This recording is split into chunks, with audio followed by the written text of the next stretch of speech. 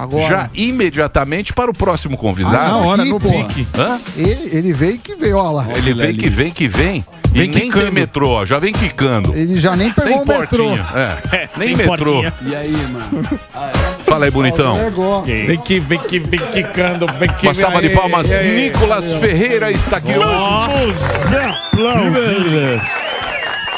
Você sabe quem teve aqui, né? Não. Seu governador. Ah, sim, o Zema eu vi. É verdade, falei muitas coisas boas deste rapaz que está aqui e vai brilhar lá em Brasília. Obrigado, você é muito governador. bom, é verdade. Eu vi, obrigado, governador. É a Você verdade. sabe, ele deu uma puxadinha de orelha em você. Foi. Chamou de fraldinha. Se você... Juvenil. Não. Muito combativo. Não, não é. Com elegância, não na maldade. O que ele falou... Não sei como é que você avalia isso. Porque você é um cara muito combativo, Sim. muito de entrar na disputa e às vezes entra em disputa besta.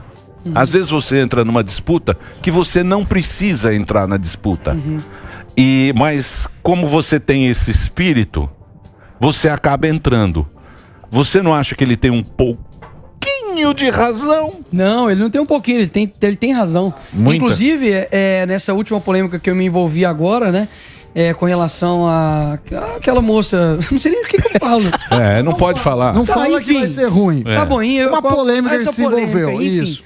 E daí eu até falei, olha, pessoal, eu até concordo, né, que foi uma piada desnecessária, tudo, mas eu sei que vocês utilizam disso para poder utilizar de desculpa, para poder calar a liberdade de expressão das pessoas. Porque, poxa, tudo bem, você é deputado e tudo, mas peraí, o deputado não pode fazer uma piada, ele não pode falar, ele não pode, sei lá, jogar bola no final de semana, ele não pode ser uma pessoa, peraí. E aí eles utilizam disso como um argumento para falar, opa, peraí, você não pode chamar o magro de magro, não. Então, assim, poxa, se eu chamo uma pessoa gorda de gorda, é gordofobia. Se eu chamo uma pessoa de gorda de magra, é fake news. O que eu faço? Então, mas aí você cai na armadilha do cara que quer fazer isso. Mas sabe por que eu não vejo que é uma armadilha? Muita gente chega e fala assim comigo assim, ó, vamos lá. Fala assim, Nicolás, realmente, cara, o mundo tá muito chato, sabe por quê? Porque a gente não pode falar mais nada. E aí, eu sei que na posição que eu estou, acaba que, óbvio, eu tomo mais pancada, mas eu acabo também entendendo que eu tomo pancada para que o outro pode falar e também não ser cancelado. E todo mundo que não entende isso, um dia vai virar vítima disso. Sejam os humoristas, sejam os jornalistas, seja talvez o momento que você seja uma pessoa comum e, sei lá, pô, chega e encontra um amigo seu, fala, negão, beleza? Aí o cara fala, pô, que isso? Chamando o cara de negão. E outra, hoje a pessoa se sente ofendida por você. Por quê? Porque, poxa, tá ferindo a comunidade e a classe. Então, assim, eu chamo a atenção para as pessoas de que eu tenho a humildade, a humildade de falar, poxa, realmente vou aprender a entrar nas guerras melhor, né? Sim. Saber combater os melhores combates para não cair em chatice de esquerda. Mas olha, logo depois saiu algo, inclusive que eu era de vereador, que eu não tratei a pessoa com o pronome que ela deseja e eu tô respondendo criminalmente por isso. Agora foi pra 5ª Vara Criminal de Belo Horizonte, ou seja, eu sou obrigado a chamar uma pessoa de ele porque ele deseja. E aí as pessoas não percebem o princípio disso, o quão perigoso é isso. Ou seja, a realidade não é aquilo que a gente tá vendo, é aquilo que o interlocutor impõe. Então tudo é tudo. E aí nada é nada. Então, mas aí todo mundo tem que entender que o desejo não é um direito. Você desejar alguma coisa não quer dizer que você tem o direito àquilo lá. Você deseja que eu te chame de garoto exemplar. Mas não é um direito seu que eu te chame de garoto exemplar. A mesma coisa do pronome. Posso chamar de fraldinha. Pode. Eu posso falar, Garoto inclusive, por Xuxa. exemplo, assim, olha, existem pronomes que você quer ser chamado. Eu posso, por exemplo, pedir os adjetivos que eu quero ser chamado. A partir de hoje eu sou o deputado lindo e maravilhoso. Sim. Quem não me chamar disso, então, é alguma coisa fóbico. Concorda? Então, assim, eu peço que as pessoas compreendam isso. Eu já estudei e continuo estudando as estratégias da esquerda, e isso é uma delas, para poder suprimir sua liberdade aos poucos, porque aí eles vão taxando essas pessoas de chatas. Poxa, o Nicolas entra em muita briga, mas peraí. Não é que eu entre em muita briga. Na verdade é que em tudo que você entra, eles fazem uma briga. Poxa, eles estão romantizando, por exemplo, e não estou falando específico desse caso agora, mas estão romantizando a obesidade, que é uma doença. A Calvin Klein, por exemplo, antigamente você via lá modelos, poxa, né, com determinado tipo de peso, etc e tudo. Hoje você vê que já não é mais uma forma para poder vender. É para poder lacrar, é para poder chocar as pessoas. Seja com vestimenta, seja com a maneira de se portar. Você vê o Grammy agora, né? Quase um culto pro diabo lá e todo mundo aplaude. Ou seja, você é obrigado a aplaudir. É a mesma coisa que acontece com relação ao ativismo LGBT. Tudo bem, eu respeito, mas eles me obrigam a aplaudir. Então é lindo, maravilhoso, por exemplo, que eu obrigo uma pessoa, jogo ela na vara criminal. Eu realmente não tô brincando, não. Eu posso ser preso. Eu posso, inclusive, ficar inelegível. Então, mas essa é a guerra cultural, né? Exato. Mas aí eu não posso deixar esse lado combativo meu. Mas você acha que isso não é nicho? Eu acho que isso é nicho. Pra quem? Não, eu acho que é nicho. Isso aí é uma coisa nichada, é uma coisa pequena. Não é. Eu acho que você acha que não? Mas você não acha que... Você acha que a população em geral, os caras que estão aqui na Paulista... É amplificado. Os caras estão um pouco eu acho que isso é nichado. Não, o Nicolas você tá bonito. Você gostou? Eu mudei. Parece o Zé Pedro, DJ Zé Pedro. Eu mudei. DJ Zé Pedro. Eu mudei até, queria fazer uma pergunta pra ele. Desculpa, Zuckerman, mas eu sou convidado. Por favor, um pouco de respeito também pela minha inteligência. Eu queria saber, Nicolas, você tá com suas redes sociais, tava banida, né? Bem feito. E espero que continue banido. Você voltou. Você acredita que existe alguma forma de ter essa liberdade de expressão que você acredita que luta, que é ineficaz e também muito doida? Eu queria saber se você acha que isso vai voltar, essa liberdade de expressão, e o que está tolhendo você, que você está aqui no programa, por exemplo. Olha, eu acredito que, assim como diz Hayek, né, a liberdade ela é tolhida, assim como alguém que corta um salame, né, em fatias, não é a totalidade. Quando você percebe, você já perdeu o seu direito de falar, o parlamentar perdeu o seu parler, né, ou seja, perdeu a capacidade de falar, você não pode mais representar as pessoas. Inclusive, ontem, no plenário, eu chamei o Lula de bandido, me veio um deputado do PT falando, poxa, presidente, a gente já aqui combinou que não pode, por exemplo, né, chamar o Lula de bandido, não pode falar, por exemplo, palavras de baixo calão, ou seja, eles vão modificando tudo. E o que as pessoas não compreendem é quando a gente fala sobre guerra cultural, o quão mais importante ela é do que a política. Por quê? Para uma pessoa aqui na Paulista aqui e pergunta 3 números de projeto de lei aqui de São Paulo. Ela não vai saber. Mas ela sabe o que aconteceu lá no Grammy, ela sabe no Big Brother. E isso é o quê? São meios de ação, de modificação, de cosmovisão, por exemplo. Hoje a pessoa, saiu inclusive hoje, né, que o STF já tem maioria para poder derrubar o projeto de lei lá em Rondônia que foi aprovado de proibição da linguagem neutra. E as pessoas falam assim, poxa, com tanta coisa pra resolver no Brasil, vocês estão preocupados com linguagem neutra, tem gente que não tem saúde, educação, não tem nada, estão preocupados com elo, com delo. Eu concordo, são eles que estão preocupados com isso. Mas você não pode ignorar o fator cultural. A cultura é composta por território, povo e língua. Quando eles modificam a nossa língua, eles estão modificando a nossa cultura, consequentemente a nossa identidade. Então eu peço para as pessoas, né, que são um pouco afoitas, principalmente na mudança do nosso país, que compreendam que a mudança não passa somente de 4 em 4 anos. Vai ser uma mudança gradual e cultural. Mas a gente não pode subestimar. Caso contrário, a esquerda vai continuar dominando tudo. Mas eu tava pensando, né? Você é um cara dos mais votados, tudo, né? E o mais votado. O mais do Brasil. Sim. Mas com números assim expressivos. E obviamente você vê o Zema, que o cara te conhece, te considera, né? E sabe da sua força na rede social. Mas tem que, às vezes, separar, porque tem uma estratégia. Uma coisa é ideologia, a gente sabe que você é um cara que veio da igreja, que tem seus conceitos aqui super bem definidos. Mas também na rede social, especificamente no Twitter, onde você atua, você sabe que tem que colocar o engajamento funciona na treta. Então, como é que você separa a parte que você quer passar para as pessoas que você tem uma ideologia e a outra que é uma estratégia para ter engajamento? Boa, olha, eu sinceramente, eu não faço um post pensando assim, pô, preciso de um like. Até mesmo porque hoje, graças a Deus, tanto no meu Instagram quanto no meu Twitter, tem um engajamento muito bom. Então eu realmente não preciso falar assim, olha, não é estratégico. Eu falo cavar, sabe o que eu tô falando? Não, cavar uma falta. Por exemplo, isso que aconteceu mesmo dessa piada que eu fiz, foi totalmente assim, eu olhei, vi que o pessoal tava comentando, eu pensei nisso e postei. E até mesmo, digamos assim, numa certa inocência, numa ingenuidade de achar que passaria como uma piada qualquer. Mas hoje, na verdade, o que eles fazem? Eles pegam isso pra poder gerar like pra eles. Também. O cara também se aproveita da tua audiência. Eu não digo nem da pessoa que eu fiz a piada. Eu digo dos meios de comunicação, dos veículos de comunicação. Blog de fofoca, os próprios, as mídias locais, municipais, estaduais, eles pegam isso, modificam as coisas. Por exemplo, um exemplo rápido aqui. Esse caso mesmo que eu fui colocado como injúria racial, né? Porque eu chamei pelo pronome errado. A única coisa que teve na mudança da decisão não foi uma sentença. Eles divulgaram como se eu tivesse quase sido condenado por injúria racial. Porque alguém bate o olho e fala, ele vai responder por injúria racial, ou seja, já está decidido. Na verdade, o que foi definido foi onde seria um fórum de competência para poder julgar, ou seja, saiu dessa esfera e foi para essa esfera, Só que eles já colocam assim, tem que ir pra cadeia, ainda bem, pagou o preço, colheu o que plantou. Bem feito. Então hoje não necessita mais de uma sentença, cara. É basicamente... Só da manchete. A manchete já é Já sentença. condena. E aí eu preciso da minha rede social pra me defender. Ah, sim. Né? E voltou a tua rede social?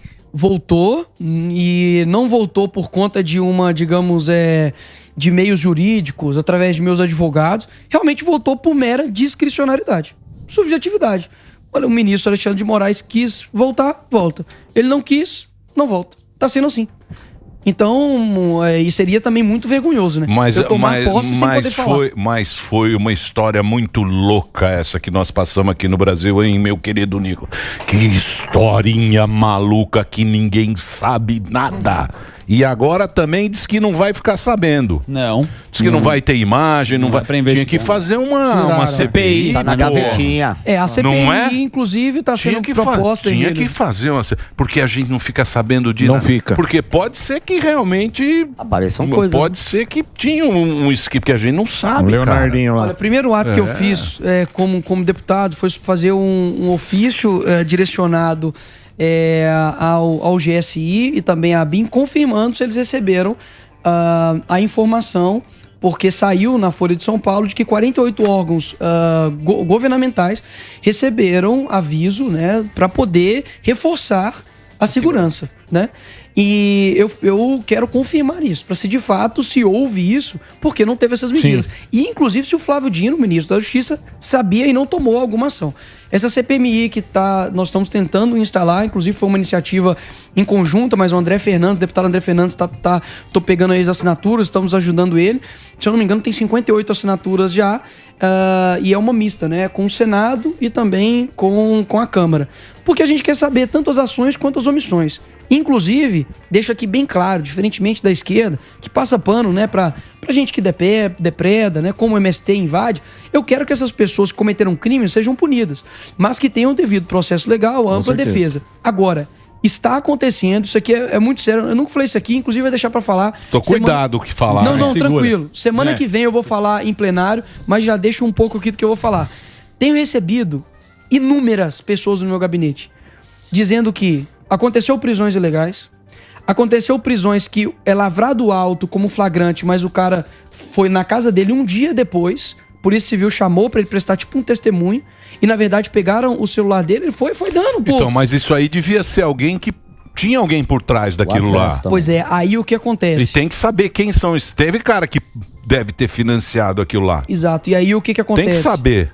O que tá lavrado no auto, pra você ter ideia, tem um caso que eu peguei, eu vi, eles colocaram o gênero do cara errado. É um homem, eles colocaram tipo como se fosse ela. Se eles estão errando em algo tão simples, quais são as outras questões muito mais sérias que eles não estão errando? Existem vários advogados que estão indo até o presídio, mostrando que tem assim, tá acontecendo coisas assim absurdas. Pessoas que foram presas não lá na Praça dos Três Poderes, onde aconteceram os atos de vandalismo, mas foram presas na frente do QG. Então, sim, tem muita coisa... Mas não era cara que tava por trás disso? Porque, por exemplo, tem uns caras muito filha da mãe. Porque a gente pega Uber, sai com Uber e tal. E tinha o pessoal que ficava aqui no quartel, falava, pô, isso aí não vai adiantar. Mas as pessoas com esperança... Tem uns filha da mãe que mandava, ó, aqui é o general Peixoto. O general Peixoto. Agora estão chegando os tanques da... Sabe por que Bolsonaro esteve... Lembra que ele foi com o Putin? Ele foi trazer os tanques. Os tanques já estão chegando no Porto de Santos. Eu ouvi aquilo e falava, meu Deus... Meu Deus, e o cara lá morando naquele lugar.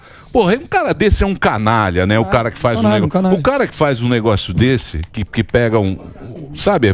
Sim, na sabe, maldade, que passa esse áudio. É um cara que tem que estar em cana, bicho. Na boa. Na boa. Porque tá brincando. Agora, eu sei, mas não sei quem é. Só fazer uma... Não sei quem é. Mas isso não... Mas o cara mandava, eu falava, porra, e até chato você falar pro cara, falar, não, meu, isso aí não é nada. Porque o cara tá tão maluco com essa história. Só fazer o papel do advogado do diabo aqui e perguntar, você não acha que essa foi uma falha do presidente Bolsonaro de não ter falado pra essa turma? Falou assim, não acredita nisso, vão para suas casas, que nada vai acontecer. Você não acha que foi uma falha? Olha, eu acho que foi, assim, não tô na pele dele pra poder saber qual foi, vamos lá, a minha opinião.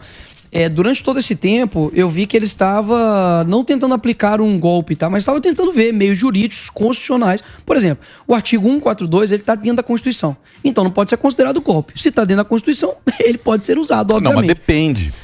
Porque a eleição já tinha acontecido. Sim, tudo bem. Mas, mas uma medida extrema ela nunca vai ser tomada em situações normais. Concorda comigo? O 142 só vai ser utilizado realmente em casos, em situações que demandam ela. Mas enfim... porque para poder deixar bem claro aqui, para não falar que eu sabia que o Bolsonaro nesse tempo estava tramando algo. Sim. Estou querendo dizer que eu acredito que ele estava tentando buscar meios constitucionais para poder dar alguma resposta para as pessoas. É que nem o Flamengo lá. Não, o Flamengo perdeu, agora ele quer melar o jogo. Vamos acreditar nesses áudios. E aí, Morgadão, nesse meio tempo, eu acredito que ele ficou num impasse muito grande entre dizer o que ele estava tentando fazer, porque poderia, obviamente, ser considerado como um golpe, ou também ele ficar em silêncio. Silêncio alimentou a esperança. Só que o silêncio, eu vejo que em alguns momentos, quando ele, por exemplo, foi lá pra fora, falou que o nosso sonho continua vivo e tudo, eu não sei qual o contexto que ele quis dizer naquele momento, mas eu sei que isso alimentou ainda muitas pessoas. Exatamente. E a gente sabe que tem muita gente, como o Emílio disse aqui, que vai acreditar na mínima coisa. Numa fake news que seja, olha, mais 48 horas, mais que não sei Principalmente para não deixar claro, né? Mas aí eu então, mas esses caras, tudo tá na cadeia. Sim, aí eu tô com... Todos, eu quero trazer o cara que mandou aqui, o áudio... Que fez foi na maldade. Agora, deixa eu fazer uma pergunta relacionada a isso. O que você acha agora como político... Você quer terminar? Desculpa. Não. Você terminou. Não, então você também... Vai lá. O cara vai brigar aí, os dois. Tá bravo? Não, cortando no meio, vamos lá. Você fica mandando informação pra ir lá no vilão. Né? Isso brincadeira. Eu quero saber a sua relação, a sua visão política do Bolsonaro fora do Brasil. Né? O que você acha? Que ele deve voltar? Que ele tem que ficar lá? Como é a tua visão política? Você tem falado com ele, aproveitando? Conversei com ele muito rápido, só pelo WhatsApp mesmo. Enviei algumas coisas que estavam acontecendo pra cá. Ele também me cedeu um certo apoio, mas nada além disso. Olha... como eu digo, eu me sinto muito pequeno para poder dar qualquer tipo de opinião de uma relação, de um conflito tão grande que é. Eu estive, por exemplo, com o presidente nas primeiras 2 semanas do silêncio. E sei que isso aqui não é nada confidencial, o que eu vou dizer aqui. Também sei que ele não ficaria chateado com isso. Mas eu vi ele realmente bastante abatido com a situação. E naquele momento ali, eu só pude perceber que, poxa, ele era um ser humano que estava realmente preocupado com o Brasil. Que é uma situação muito escassa em Brasília, tá? Tem 10 dias que eu estou em Brasília e eu acho que a palavra que eu menos ouvi foi Brasil. Foi tudo menos Brasil. Então, as decisões, obviamente, que ele toma, pegando o passado, o histórico dele, eu vejo que é pensando realmente no país. Então, assim, agora, eu acho muito complicado ele voltar. Ele pode, inclusive, ser preso. Eu vejo que existem pessoas e existem momentos que as pessoas falam, ele deveria ficar aqui, porque mesmo se ele fosse preso, ele mostraria sua liderança. E outras pessoas também defendem o lado oposto, que acho que ele tem que ficar lá, tem que liderar a direita lá. Ele agora deu uma entrevista recente, inclusive lá nos Estados Unidos, dizendo que voltaria para o Brasil para poder liderar... Não passa do aeroporto. A oposição. Elegível. Ele vai... Eu não sei se isso vai acontecer. Ele vai dali onde você carimba pra papuda direto. E não vai acontecer como, por exemplo, aconteceu com Lula. Onde todo o sistema, judiciário e demais outras Mas o Lula, figuras... os caras já estão meio que... O consórcio já tá batendo no Lula. O consórcio tá batendo na porta. Mas eu digo assim, tá batendo, mas isso não vai acontecer. De movimentar o sistema inteiro pra poder liberar o Bolsonaro, por exemplo, de uma possível cadeia. Isso não vai acontecer.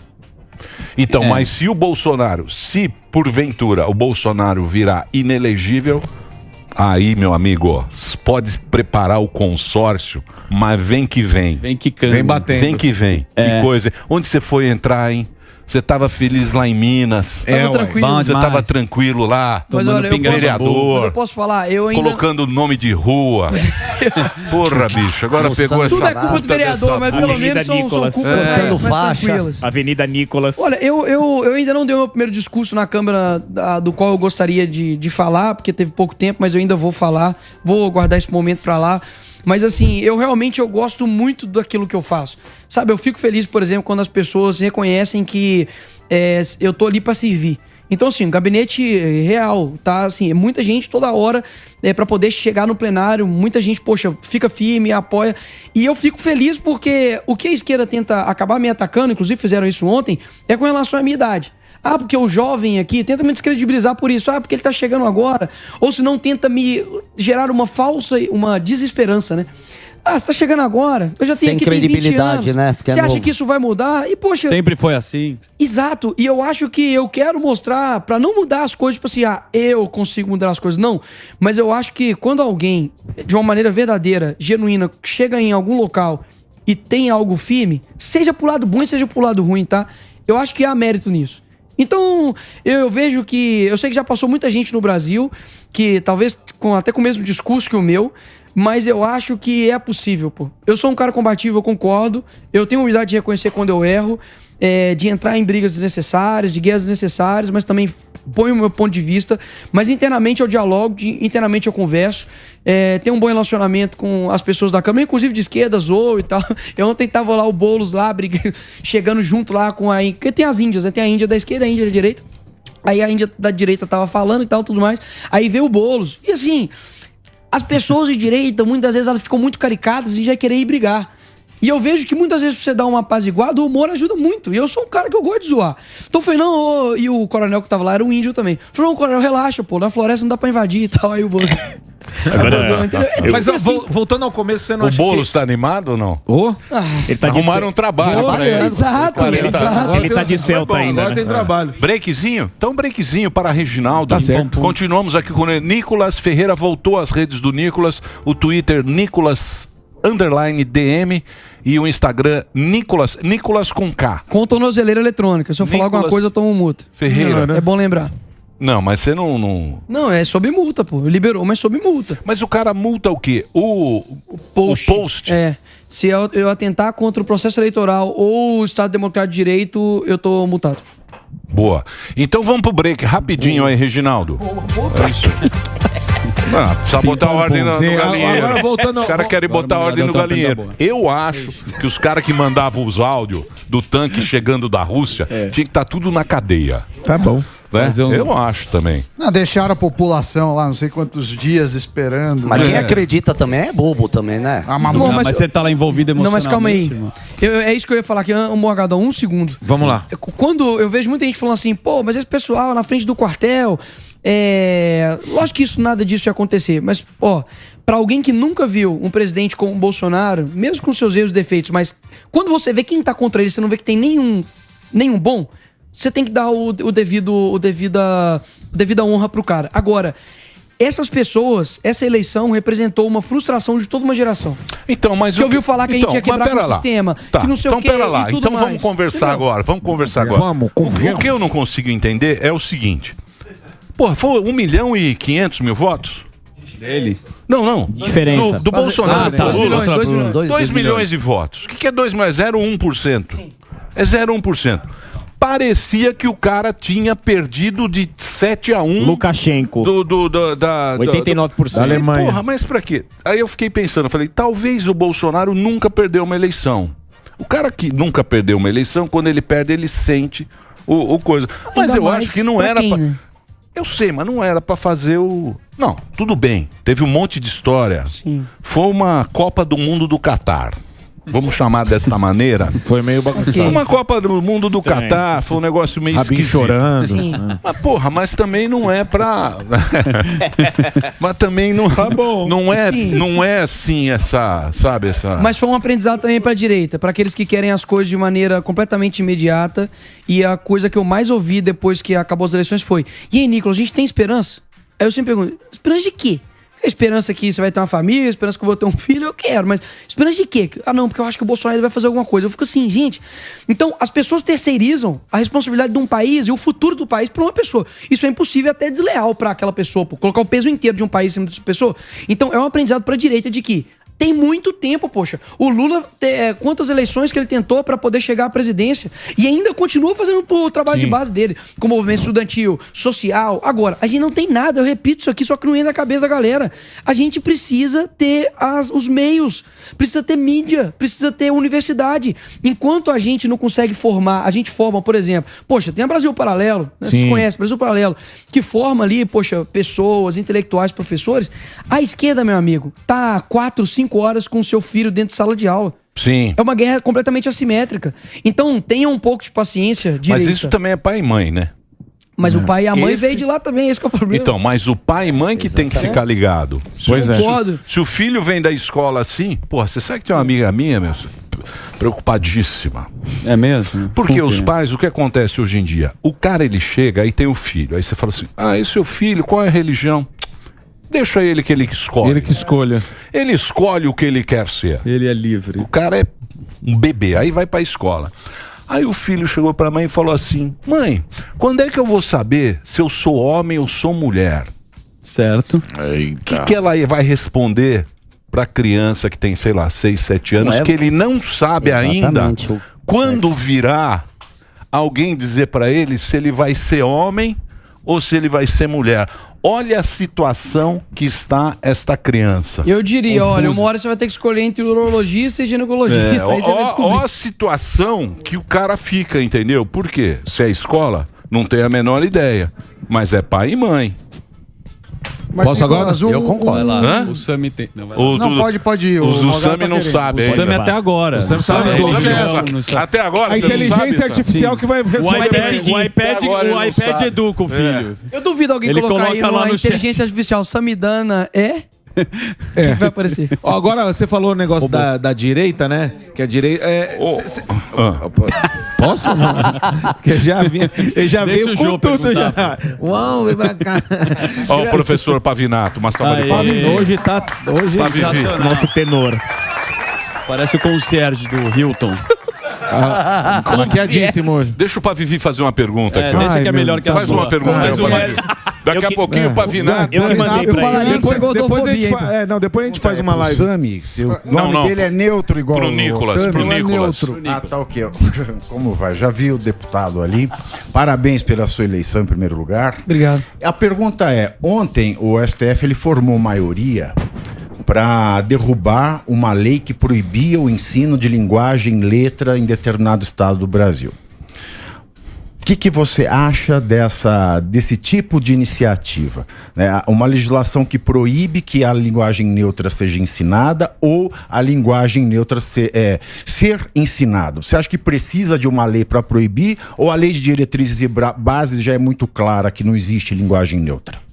Tratando-se da esquerda, é necessário ter lei. Inclusive, eu protocolei um projeto de lei em BH, já foi aprovado em primeiro turno, está em tramitação, e a gente fez exatamente isso porque a gente sabia que isso iria acontecer. Era um projeto remédio, né? Já antecipando o que a esquerda iria efetuar no âmbito da linguagem. E eu disse aqui, né, no começo do programa, que enquanto, né, as crianças ainda não têm um caderno, não têm uma mesa, não têm uma infraestrutura, a militância está preocupada em falar todes, em falar elo, em falar delo. Ou seja, a língua portuguesa, ela é um patrimônio cultural e que quando você modifica, ela está modificando a sua identidade. Então, assim, para aquelas pessoas, para os dois públicos aqui talvez que existam, para aquelas que subestimam essa militância, eu peço para que não subestime, porque isso, inclusive, tem destruído a realidade. Porque se eu posso ter aquilo que o desejo, né? Como o Emílio diz, o desejo se torna um direito, isso vai ser análogo para outras coisas. Então, se eu sou homossexual, eu quero ter o direito de exigir com que você me chame por determinado pronome, caso contrário, eu vou te processar e você vai para a cadeia. Isso toma uma abrangência muito grande. Então, mais uma vez, a gente precisa defender a nossa língua portuguesa, os professores, inclusive, de português, né? Inclusive, tem muitas entidades que estão muito caladas, né? Pessoas atacando diretamente a nossa língua e eles estão calados com relação a isso. Então eu vejo que é realmente mais uma pataquara da esquerda, mas que eu não subestimo, porque eu sei o que isso pode fazer na educação de uma criança. Mas você não acha que isso aí vai ser tipo uma moda? Tipo os emos. Lembra dos emos? Você era emo, tinha aquele cabelinho. Tipo os colírios da cabeça. no Play Center. Então, por exemplo, eu acho o seguinte, essas coisas são meio moda. Por exemplo, as mulheres, as feministas e tal, elas vão na cartilha. Isso. Eu tenho muito amigo, ele vai na cartilha. Você quer saber o cara de canhota? Você faz a pergunta, todos respondem igual. 10 mandamentos. Então você vê que agora elas já estão meio diferentes. Elas vão para um lado, vão para o outro, porque tem a cartilhinha. Então ela tem que estar agindo de acordo com as regras da bagaça. Meio que saiu a gente não está vendo muito isso. As mulheres fazendo manifestação, as feministas. Muda a pauta. Muda a pauta, então. A pauta sai de moda. Mas aquilo dali é só uma agitação simbólica. Ele eu acho que não pega. Aquilo dali é só uma agitação simbólica para poder chocar e, na verdade, aquilo que eles querem que seja aprovado fique mais aceitável. Ou seja, obviamente o movimento feminista não quer lutar para a mulher andar com os peitos para fora. Isso é muito, digamos assim, muito pífio. O que elas realmente querem é atacar o outro sexo, fazer com que os homens se sintam completamente reprimidos para fazer qualquer coisa.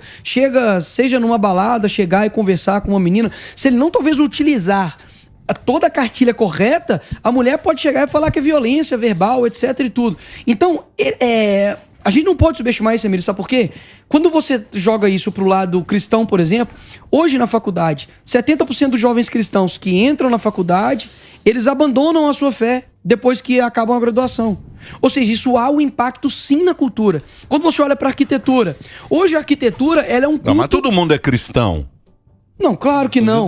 Lógico que mas tomamos lógico que é. No fundo, todo mundo é, pô. Como assim? O mundo judaico-cristão é a maioria. É lógico. Sim, mas eu estou querendo dizer o seguinte. O cara se perfaz de não ser. Que nem aqui, tem um monte de quem fala que é ateu. É pra passar de bonitão.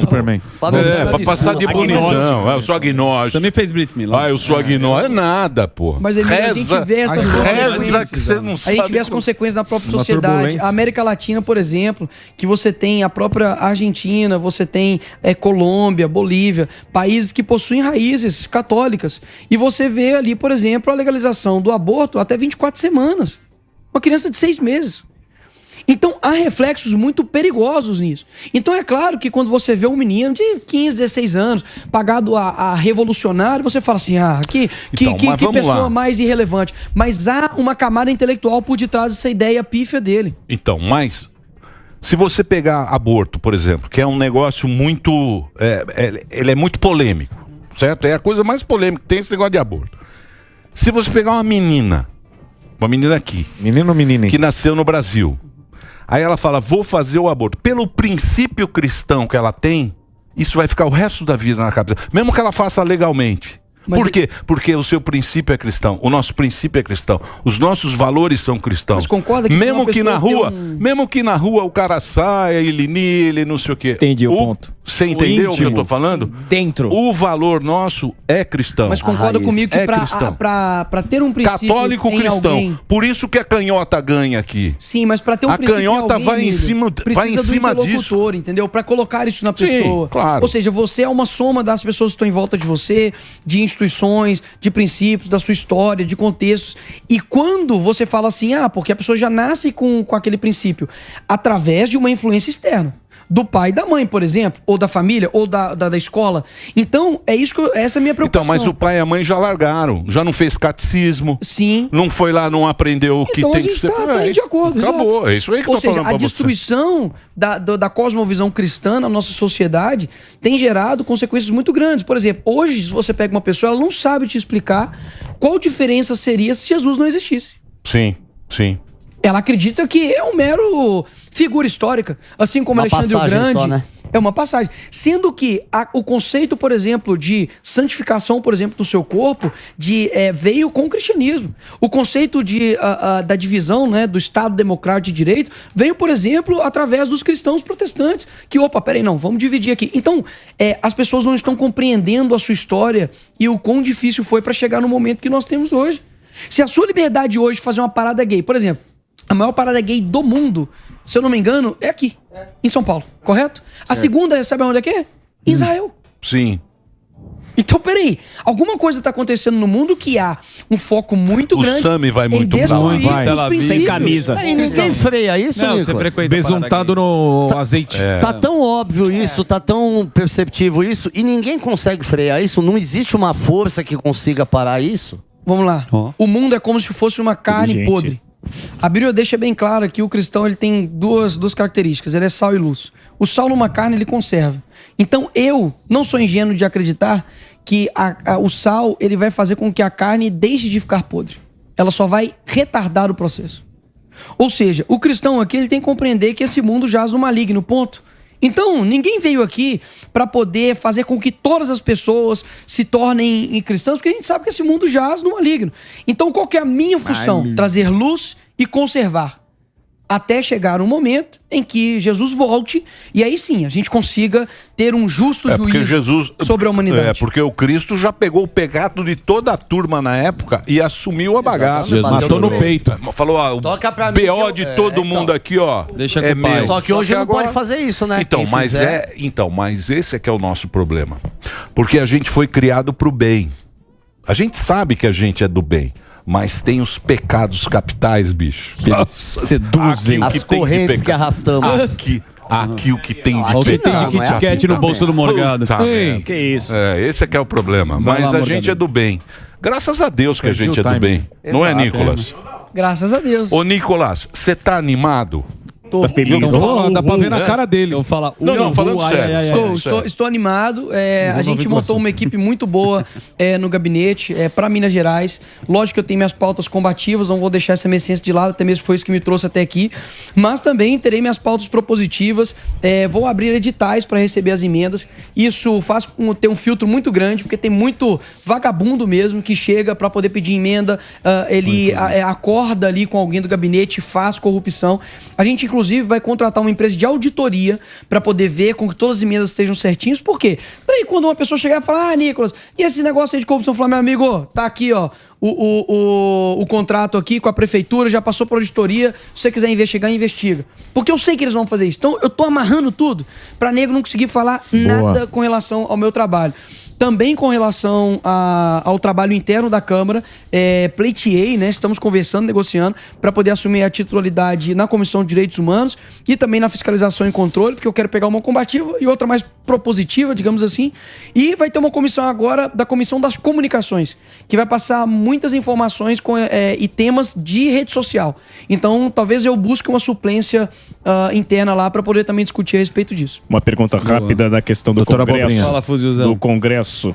Você assumiu no Congresso com um terno muito ruim. Eu vou indicar um alfaiate melhor para você.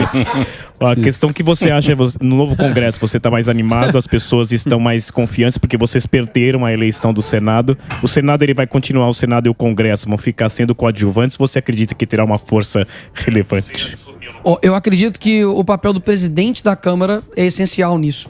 Quando você estuda o regimento da Câmara, a Constituição, você vai perceber que o poder do presidente da Câmara é gigantesco. Basicamente, sempre a última palavra é dele. Vai passar aqui, faz um requerimento de urgência, daí tem que ter a assinatura dos líderes, mas, no fim das contas, o presidente pode decidir. Ou seja, é tudo muito concentrado. Então, eu vejo que o papel do Arthur Lira é muito fundamental nisso, tá?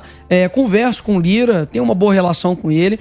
Acredito que enquanto as demandas, né, da direita elas estiverem sido com a devida atenção, a gente conseguir prosseguir, manterei a minha relação, obviamente, institucional que eu devo ter. Porque é engraçado, né? Se eu converso democraticamente com as pessoas, eu sou vendido ao centrão. Exato. Se eu não converso, eu sou ditatorial e deveria ter mais diálogo e governabilidade. Então é difícil, né? Qualquer coisa a gente vai tomar pancada, mas enfim. Então eu vejo que o papel do Lira é muito importante nisso. Do Senado, eu já joguei a toalha.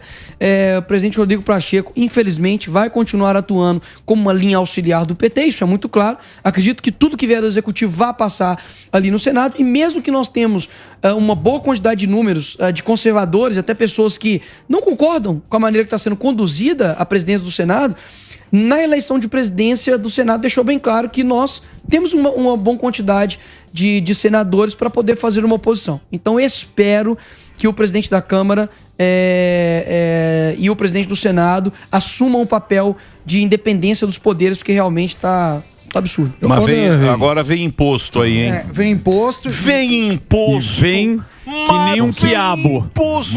Imposto. Eu vou falar uma coisa pra você. O cara pode falar, os caras podem falar, é que você é bolsonarista. Você é bolsonarista, você é meio bolsonarista. Tá certo, bolsonarista. Mas o Bolsonaro, cara, foi o único cara que eu vi aqui de presidente que baixou imposto. Exato. Não teve outro cara. A arrecadação subiu. Não, baixou imposto pra caramba. Eu acho que não. Como não?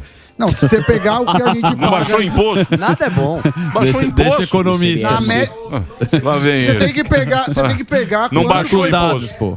Você tem que pegar quanto foi pago de imposto em relação ao PIB. Eu posso levantar isso. Mas eu tenho a impressão que não baixou. Não baixou gasolina, não baixou tudo. Alguns pontualmente, mas precisa ver se na média ele baixou. Baixou. Olha o gatinho. Sim. Baixar os gatinhos, esses gatinhos, tudo.